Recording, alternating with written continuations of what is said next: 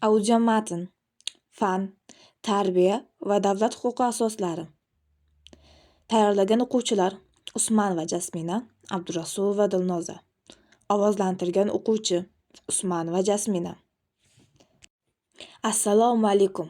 Bugun men sizlarga 8-sinf bo'yicha berilgan ta'lim va davlat huquqi asoslari fanlari bo'yicha KS vaziyat tahlilini taqdim etaman.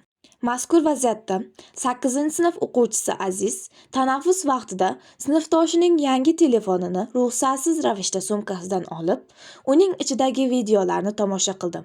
Keyin esa telefonini sezdirmasdan stol ostiga yashirib qo'ydi. Dars tugagach, telefon egasi uni yo'qolgan deb o'yladi va o'qituvchiga murojaat qildi. Video kuzatuv orqali telefonni Aziz olgani aniqlandi. Aziz esa o'z harakatini oqlab, telefonni o'g'irlamaganini, faqat ishlatib ko'rganini va hech qanday zarar yetkazmaganini aytdi. Ushbu vaziyatda asosiy muammo boshqa shaxsning shaxsiy mulkiga va shaxsiy hayotiga ruxsatsiz aralashishdir.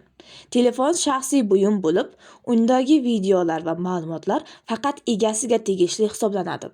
Ruxsatsiz olib foydalanish esa axloqiy va huquqiy muammo sanaladi. Muammoning kelib chiqishiga bir necha sabablar bor.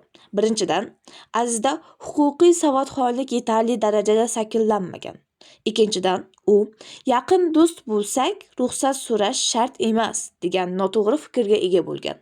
Uchinchidan, u o'z harakatining oqibatlari haqida oldindan o'ylamagan.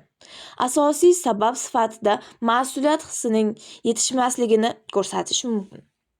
Endi Azizning xatti-harakatini axloqiy jihatdan baholayman. Mening fikrimcha, Azizning qilgan ishi axloqiy jihatdan noto'g'ri. Chunki maktab axloq qoidalariga ko'ra har bir o'quvchi boshqalarning shaxsiy buyumlariga hurmat bilan munosabatda bo'lishi shart. Telefon egasining ruxsatisiz uni olish va ichidagi videolarni ko'rish hurmatsizlik hisoblanadi. Garchi Aziz telefonni buzmagan bo'lsa ham, u sinfdoshining ishonchini buzgan. Axloqda faqat moddiy zarar emas, balki ishonchning yo'qolishi ham muhim ahamiyatga ega. Endi ushbu holatni huquqiy jihatdan baholayman. Azizning xatti-harakati huquqbuzarlik hisoblanadi. O'zbekiston Respublikasida shaxsiy mulk va shaxsiy hayot qonuni bilan himoyalangan.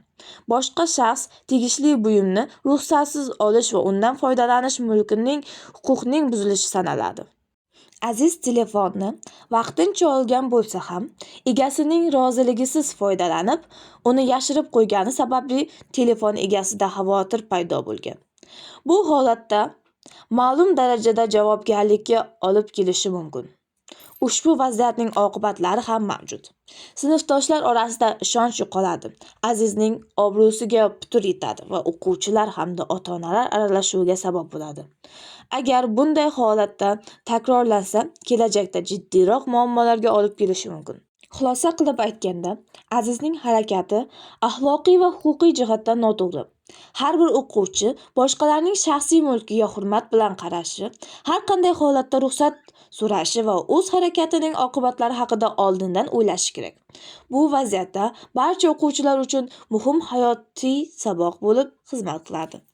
Yakuniy bo'lib esa bir necha taklif bermoqchiman. Maktablarda huquqiy va axloqiy savodxonlik bo'yicha suhbatlar ko'paytirish kerak. O'quvchilarga shaxsiy mulk va shaxsiy hayot tushunchasi misol orqali tushuntirilishi lozim. Aziz esa sinfdoshidan uzr so'rab, xatosini tan olishi kerak. Bu kabi holatlarning oldini olish uchun maktab ichki qoidalariga qat'iy rioya qilish zarur.